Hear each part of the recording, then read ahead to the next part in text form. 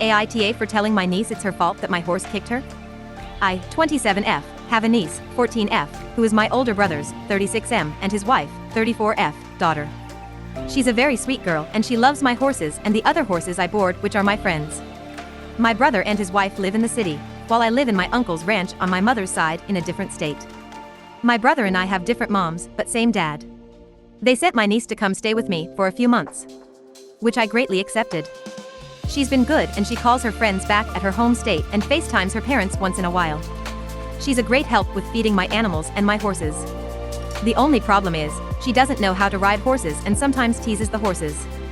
I have two very young horses, a filly and a colt, which are very excited horses, and I don't really allow her in the field with them, as they like to kick and buck even when people are around. And I have an old stallion, which was my first horse my uncle got me. His name is Rooster and he is 32 years old. That is my niece's favorite horse, she always wants to ride him. But I don't allow anyone to ride him and I don't ride him no more. He's very patient and kind, but he doesn't like anyone touching his back legs and his tail when you walk behind him. He will kick, but when he knows you are there, he doesn't mind being touched back there as long as anyone approaches him in the front. Overall, he's a great horse. She will tease him with a lunging whip by tickling his back legs and his tail, trying to get him to kick. I have told her numerous times and warned her.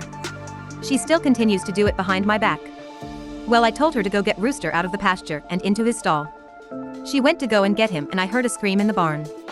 I got over there and she was holding on to her leg crying in pain, while Rooster ran back to the pastures. I asked her what happened and she said Rooster had kicked her left thigh and I asked her if she touched him on the back legs or his tail. She said she pushed him on his tail to get him in his stall, and that's when he kicked her and ran off. She started cursing about Rooster and doesn't want to be around him. I told her it's her fault she provoked him and for not listening to me after so many warnings.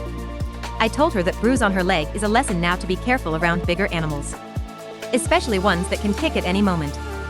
She can walk it off, and she called her parents after. They called me and told me that it was my fault for not supervising her and that they're gonna get her home. I told them everything, but they won't listen, and my sister-in-law told me I need to get rid of Rooster. I told her no and hung up. Now I am wondering, AITA,